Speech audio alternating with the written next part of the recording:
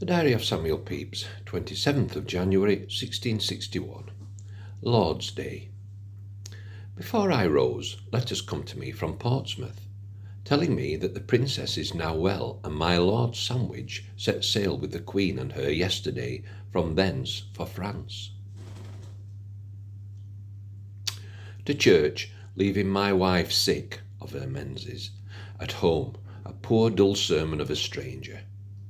Home and at dinner was very angry at my people's eating a fine pudding made me by Slater the cook last Thursday, without my wife's leave.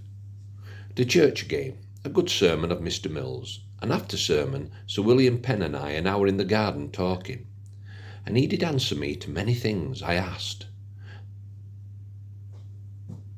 I asked Mr. Coventry's opinion of me, and Sir William Batten's of my Lord Sandwich, which do both please me.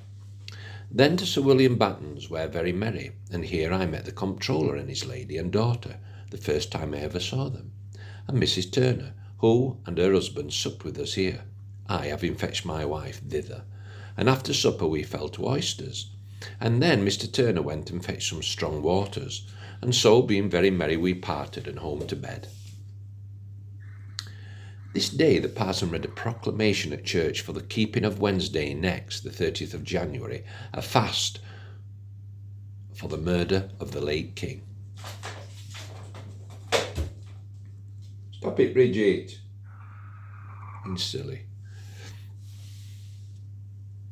The 28th of January, 1661. At the office all the morning, dined at home, and after dinner to Fleet Street with my sword to Mr. Brigden, lately made captain of the auxiliaries, to be refreshed, and with him to an alehouse where I met Mr. Davenport.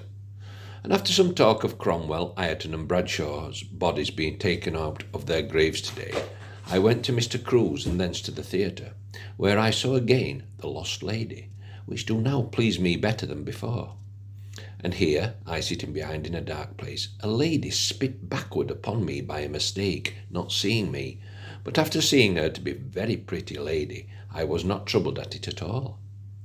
Thence to Mr. Crewe's, and there met Mr. Moore, who came lately to me, and went with me to my father's, and with him to Standings, whither came to us Dr. Fairbrother, who I took and my father to the Bear, and gave a pint of sack and a pint of claret.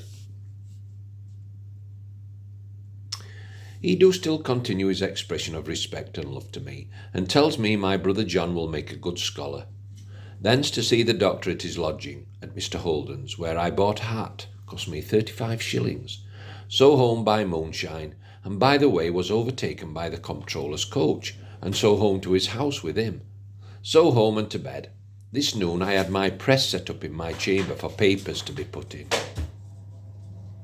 As a note to that, the bodies of Oliver Cromwell, Henry Ireton, John Bradshaw and Thomas Pride were dug up out of their graves to be hanged at Tyburn and buried under the gallows. Cromwell's vault having been opened, the people crowded very much to see him.